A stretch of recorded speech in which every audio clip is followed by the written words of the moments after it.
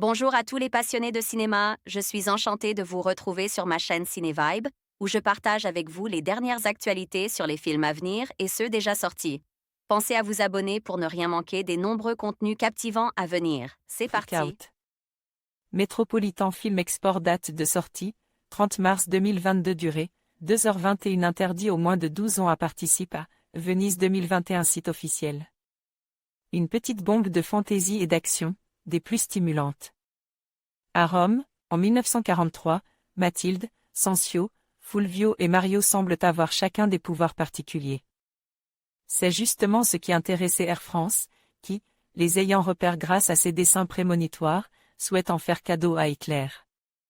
Mais de son côté, Israël, propriétaire du cirque, qui tentait d'organiser la fuite de sa troupe vers l'Amérique, disparaît. Les voilà alors livrés à eux-mêmes, dans un monde où ils n'ont pas leur place, et sous occupation nazie. Métropolitan Film Export.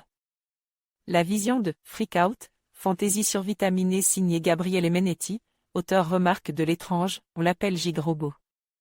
Passe notamment par le festival de Gérardmer où il avait obtenu le prix du jury, beaucoup penseront à la fois à l'univers de Guillermo del Toro, d'autant que son dernier film, Nightmare Alley, démarrait aussi dans un cirque à l'ancienne, avec ses phénomènes de foire. Mais aussi au X-Men, groupe d'hommes mutants mis en valeur dans de nombreux films et spin-offs. Les influences sont indéniables, et l'homme s'amuse à redéfinir ici, comme dans son précédent film, les contours de la notion de super-héros. Freak Out lâche ainsi dans la nature 4 créatures de foire, dont il présente les dons dans une introduction proche du conte.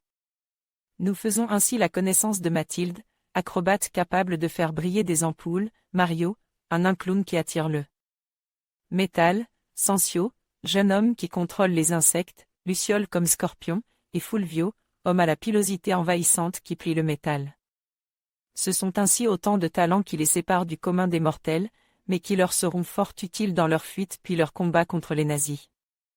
Nous plongeons subitement dans un film de guerre, un bombardement venant détruire le cirque dans lequel il travaille, Gabriele Menetti nous invite ainsi à suivre ces 4 fantastiques, dans leur recherche du directeur du cirque, juif disparu en ces temps. Où les nazis règnent sur l'Europe, tout en faisant planer en parallèle l'ombre d'un soldat, Air France, interprète avec délectation. Par le très en vogue France Rogowski, une valse dans les allées, Ondine, qui cherche à compléter sa collection de personnes ayant des dons, quitte à en sacrifier quelques-uns au passage, lorsque ceux-ci ne s'avèrent pas à la hauteur pour former le cirque parfait. Scène de combat haletante, effets spéciaux parfaitement intégrés et servant l'action, direction artistique convoquant tout un univers.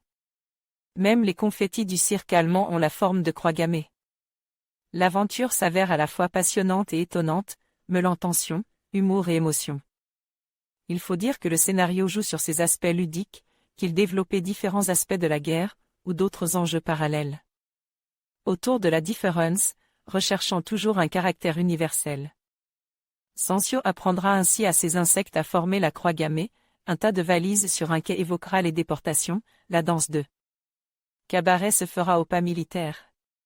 Dirigeant tous ses efforts vers un climax guerrier où chaque étape constitue une surprise, Gabriele Menetti nous concocte ainsi une aventure stimulante pour l'imagination, qui est aussi un vrai délice pour les yeux.